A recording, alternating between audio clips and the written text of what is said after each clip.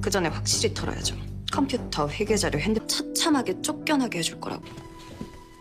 감사팀입니다. 일이 행위 및 비용 남용에 대한 제보가 접수되어 지금부터 조사. 오늘도 30만 원 결제하셨고 김민지랑 Kali ini Minat akan membahas drama Korea yang berjudul Queen of Tears. Tanpa berlama lagi, episode 7. Mari kita review. Hain menangis pilu karena kini terbongkar sudah semua keburukan Hyunwoo. Selama ini ternyata Hyunwoo sudah membohonginya.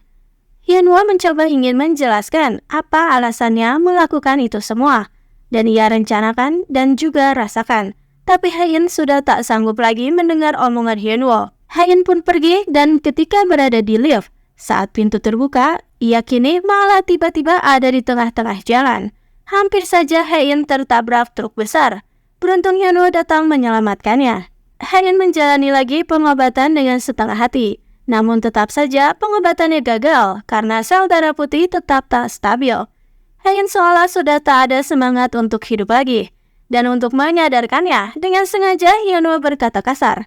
Jika selama ini ia memang benci hidup dengan Hain dan lega kala mendengar penyakit Hain, maka Hyunwoo meminta Hain untuk bertindak. Marahlah padanya. Sedangkan di Seoul, keluarga Queen ketar-ketir karena sebentar lagi kakek pasti akan dipanggil ke kejaksaan. Tanpa mengindahkan perkataan Hyunwoo, Suchol dengan polos malah menandatangani kesepakatan dengan Eun-sung. Hain tak kenal ampun. Setibanya di Korea, ia berencana pasti akan menguliti Hyunwoo usai bercerai nanti, dan dilakukan dengan menelusuri semua dana dan akan menggugat jika terbukti ada kecurangan. Dan kini Eun-sung juga beserta kawan-kawan sudah satu langkah lebih maju untuk mengambil alih Queen's Group. Saat komplotan lain begitu senang, terlihat Dahae yang sedikit gusar mendengar hal itu. Hyunwoo kini bersiap menghadap kakek, tapi di halaman malah bertemu dengan Suchol. Hyunwoo lalu meminta Suchol untuk menghentikan pembangunan resort karena belum uji validitas dan ada yang aneh dengan perusahaan Eun-sung. Tapi tentu Suchol tak mau mendengar dan mengira Hyunwoo sedang menghalangi kesuksesannya. Dan kini tibalah saat-saat menegangkan. Hyunwoo berhadapan dengan kakek. Eun-sung pun melihat dengan seksama pertemuan itu di balik kamera tersembunyinya. Kakek langsung mencecar dan menuduh Hyunwoo adalah dalang dari kasus penggelapan pajak yang ujungnya adalah menargetkan kakek untuk tumbang. Tapi Hyunwoo itu cerdik. Ia memberikan fakta-fakta jika pria yang melakukan penggelapan pajak pasti telah bekerja sama dengan seseorang dan mencurigai orang yang bernama Direktur Jo. Dan memang benar saja, Direktur Jo itu adalah komplotannya Eun-sung. Eun-sung lalu menyuruh Direktur Jo untuk segera kabur, karena Hyunwoo kini sudah mencurigainya. Di desa, ibu memiliki firasat buruk tentang Hyunwoo. Saat menelpon, ternyata yang mengangkat ponsel Hyunwoo adalah ibunya Hain. Karena tadi Hyunwoo sampai dilarang membawa ponsel ke dalam ruangan kakek. Karena takut, Hyunwoo diam-diam merekam pembicaraan di dalam. Ibu Hain pun langsung marah-marah karena Hyunwoo sudah menyebabkan kekacauan dan akan bercerai juga. Perang dingin pun dimulai. Hain sudah menandatangani surat perceraian. Ia akan memastikan menyewa pengacara terkompeten dan mengusir Hyunwoo tanpa ampun. Hyunwoo pun sudah pasrah, namun ia meminta Hain untuk tetap jaga jarak dengan Eun-sung karena pria itu mencurigakan. Sekian lama menghilang dan kini tiba-tiba datang kembali memberikan proyek-proyek besar pada keluarga Queens.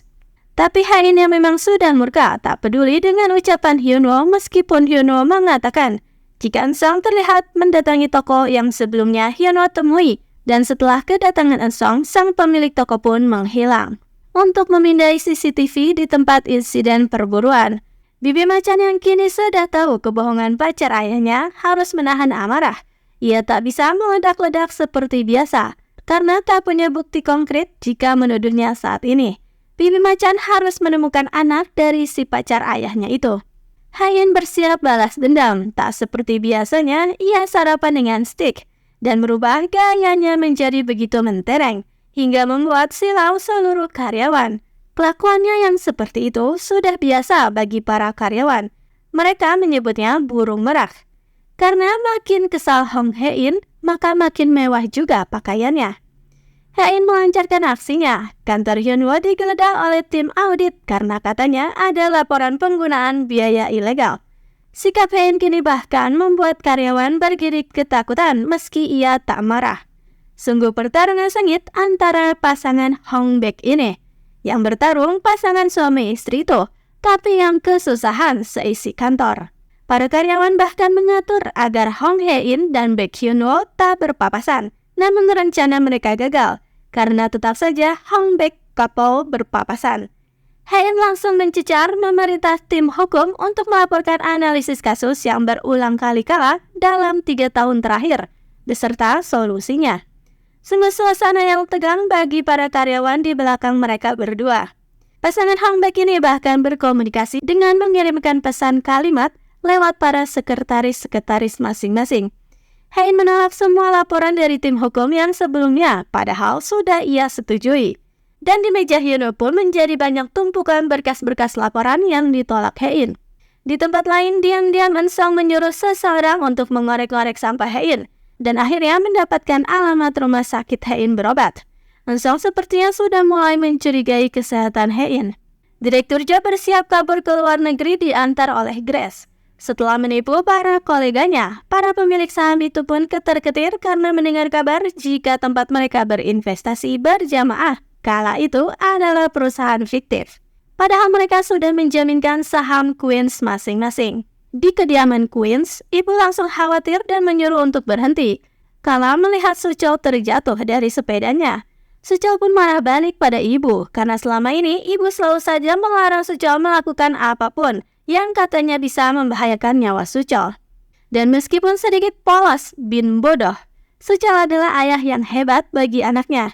Ia ternyata ingin mengajarkan segala hal pada anaknya kelak. Makanya ia belajar mengendarai hal-hal yang dulu selalu ibunya larang. Mendengar hal itu, sepertinya Dae sedikit tersentuh. Namun tetap saja ia akan bersiap kabur ke luar negeri dalam 2 minggu lagi.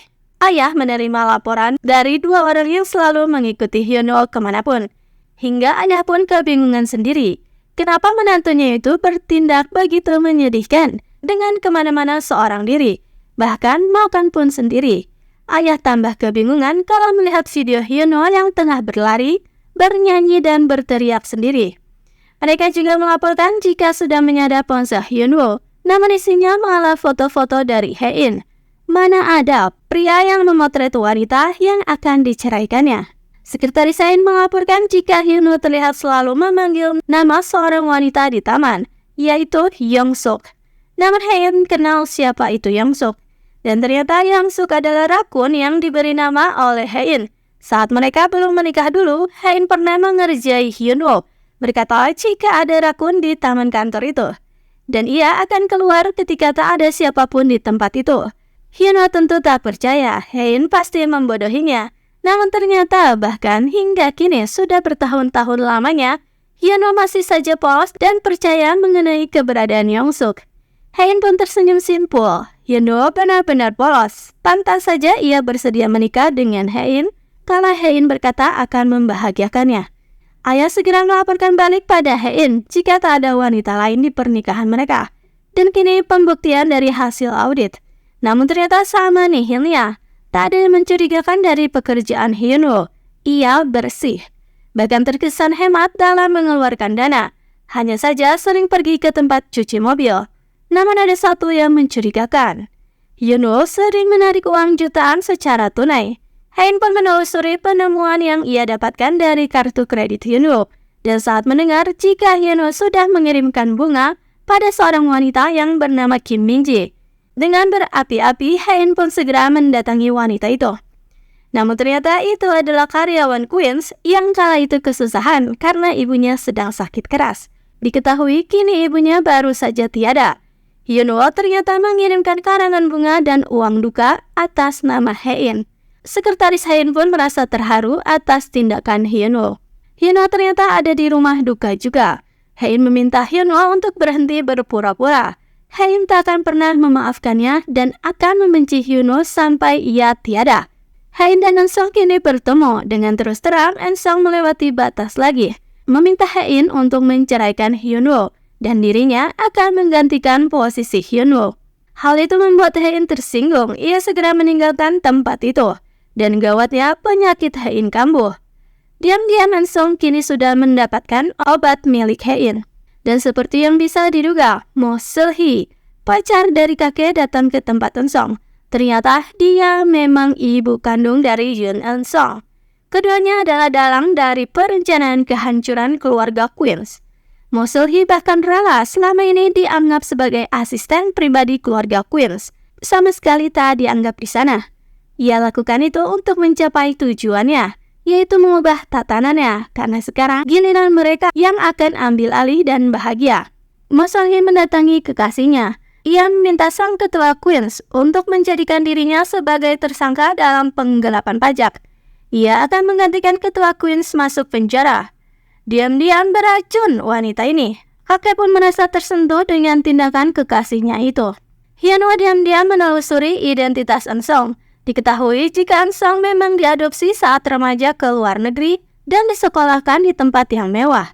Padahal keluarga asuhnya itu tidaklah kaya. Dan selang beberapa tahun, orang tua angkatnya tiada karena kecelakaan akibat miras. Dan menurut orang-orang itu sungguh aneh, karena diketahui jika mereka bukanlah peminum miras. Hyunwoo menemukan Hein sedang memberikan makan kucing, dan terlihat kini ada perubahan di wajah Hein. Wajahnya riang tak seperti beberapa hari ini. Hein membahas jika Hyunwoo tak perlu cemas, karena peluang kesembuhannya 51%, dan ia akan pergi ke Jerman juga. Hein juga membahas mengenai Yena, temannya yang kecelakaan. Padahal Hein sudah membahas hal itu saat di Jerman kemarin. Hyunwoo hanya menangis pedih tak bisa berkata-kata. Ia sungguh terkejut karena menyadari Hein ternyata sudah di tahap hilang ingatan. Dan episode pun berakhir.